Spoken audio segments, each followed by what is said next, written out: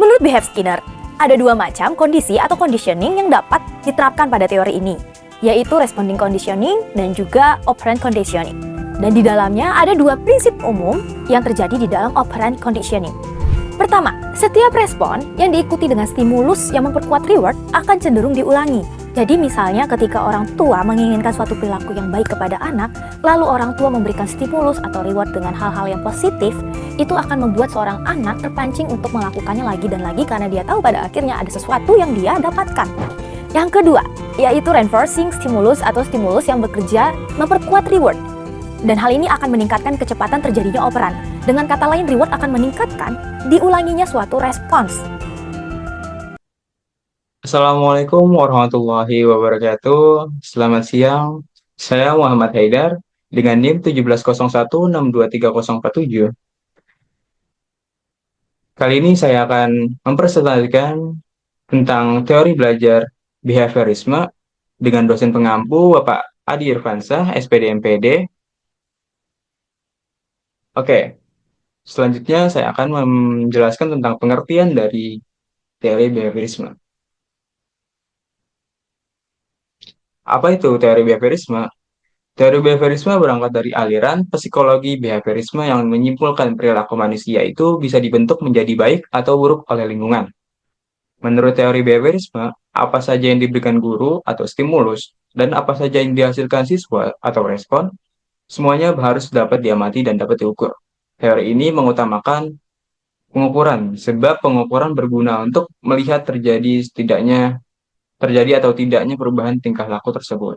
Nah, tokoh-tokoh utama dari aliran behaviorisme ini yaitu ada B.F. Skinner. Menurut Skinner, hubungan antara stimulus dan respon yang terjadi melalui interaksi dalam lingkungannya akan menimbulkan perubahan tingkah laku. Selanjutnya ada prinsip-prinsip dari teori behaviorisme. Nah, pada dasarnya, stimulus yang diberikan pada seseorang akan saling berinteraksi satu sama lain, sehingga mempengaruhi bentuk respon yang akan diberikan. Demikian juga dengan respon yang dimunculkan akan mempunyai beberapa konsekuensi yang pada gilirannya akan mempengaruhi atau menjadi pertimbangan munculnya perilaku. Selanjutnya ada prinsip lain yang juga penting oleh aliran behaviorisme ini adalah faktor penguatan atau reinforcement. Penguatan adalah apa saja yang dapat memperkuat timbulnya respon. Bila penguatan ditambahkan ataupun positive reinforcement, maka respon akan semakin kuat. Begitu juga bila penguatan dikurangi atau negative reinforcement, respon pun akan tetap dikuatkan. Misalnya, ketika siswa yang diberi tugas oleh guru, ketika tugasnya ditambahkan, maka ia akan semakin giat belajarnya.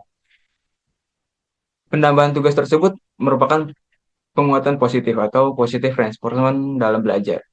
Bila tugas dikurangi dan pengurangan ini justru meningkatkan aktivitas belajarnya, maka pengurangan tugas merupakan penguatan negatif dalam belajar. Selanjutnya ada penerapan dalam pembelajaran. Yang pertama itu dengan memberikan pengulangan atau repetition materi, karena dapat membentuk pembiasaan pada siswa, gitu.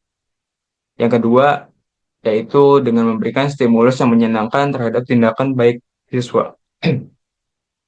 Misalnya prestasi belajar yang bagus atau nilai yang bagus harus dilakukan untuk memotivasi agar terus mempertahankan prestasinya. Sebaliknya, pemberian stimulus yang tidak menyenangkan terhadap tindakan siswa yang tidak baik, misalnya prestasi belajar yang jelek karena malas belajar, juga harus dilakukan untuk memotivasi siswa agar lebih giat lagi sehingga nilainya lebih baik dari sebelumnya. Oke, selanjutnya yaitu pemberian hukuman dan hadiah diperlukan dalam rangka menciptakan disiplin kelas, yaitu yang kondusif untuk proses pembelajaran sehingga tujuan pembelajaran dapat mencapai secara efektif dan juga efisien. Dan satu lagi ada proses pembelajaran yang akan belajar lancar secara efektif jika siswa sudah memiliki kesiapan untuk mengikuti proses belajar, baik kesiapan mental maupun kesiapan menerima materi yang baru.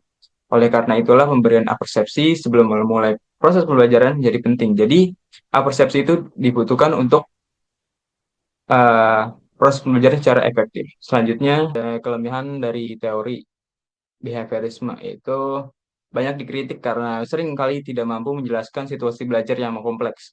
Sebab banyak hal-hal yang berkaitan dengan pendidikan atau belajar yang tidak dapat diubah menjadi sekedar hubungan stimulus dan juga respon. Contohnya, seorang siswa yang diberikan hadiah berupa uang berkali-kali atas prestasi belajar yang diraihnya, maka dia tidak merasakan lagi hadiah uang ini sebagai suatu yang memuaskan apabila jumlah uangnya sama ataupun lebih kecil dari sebelumnya. Sehingga hadiah uang tersebut tidak lagi menyebabkan bersemangat untuk meraih prestasi yang baik. Yang kedua yaitu teori behaviorisme ini juga cenderung mengarahkan siswa untuk berpikir secara linear ataupun konvergen, tidak kreatif dan juga tidak produktif. Pandangan teori ini bahwa belajar merupakan proses pembentukan atau shaping, yaitu membawa siswa menuju atau mencapai target tertentu, sehingga menjadikan siswa untuk tidak bebas berkreasi dan berimajinasi, padahal banyak faktor yang berpengaruh dalam hidup ini yang mempengaruhi proses belajar. Namun kesemuanya itu direduksi oleh teori behaviorisme. Selanjutnya yaitu ada kelebihan dari teori behaviorisme ini, yaitu guru dapat mengganti metode atau stimulus yang digunakan hingga menemukan cara yang paling tepat ataupun efektif untuk mencapai respon yang diinginkan dari siswa. Ini memungkinkan adaptasi yang lebih baik terhadap kebutuhan belajar masing-masing siswa. Yang kedua yaitu teori ini fokus pada penguatan perilaku yang diinginkan melalui pengulangan dan pelatihan berkesinambungan. Dengan memberikan perhatian lebih pada perilaku positif dan mengurangi perhatian pada perilaku negatif, guru dapat membantu siswa mengembangkan kebiasaan baik dan keterampilan yang diperlukan untuk keberhasilan akademis. Nah, selanjutnya ada kesimpulan dari teori Beverisme ini, yaitu yang dipelopori oleh tokoh-tokoh seperti B.F. Skinner, menekankan pada hubungan antara stimulus dan respon serta pentingnya penguatan ataupun reinforcement dalam proses belajar.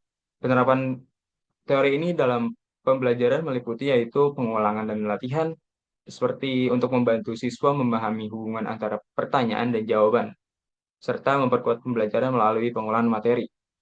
Yang kedua yaitu penguatan positif ataupun positive reinforcement, memberikan stimulus yang menyenangkan untuk tindakan baik siswa seperti prestasi yang baik, guna memotivasi mereka untuk mempertahankan ataupun meningkatkan prestasi. Yang ketiga ada penguatan negatif, menerapkan penguatan negatif untuk memerangi perilaku yang tidak diinginkan, meskipun harus dilakukan dengan hati-hati agar tidak membatasi kreativitas siswa. Nah, teori behaviorisme ini penting untuk meningkatkan kualitas pembelajaran karena strukturnya itu jelas. Struktur yang jelas ini karena proses belajar sehingga siswa dapat memahami ekspektasi dan hasil yang diharapkan gitu. Yang kedua, motivasi. Penggunaan penguatan ini dapat meningkatkan motivasi siswa untuk belajar dan juga berpartisipasi aktif dalam kegiatan belajar. Yang ketiga, ada pengembangan kebiasaan positif. Melalui pengulangan dan penguatan, siswa dapat mengembangkan kebiasaan belajar yang baik yang akan bermanfaat dalam jangka panjang.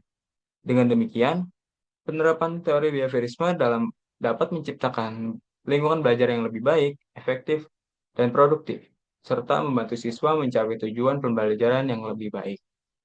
Sekian dari saya. Wassalamualaikum warahmatullahi wabarakatuh.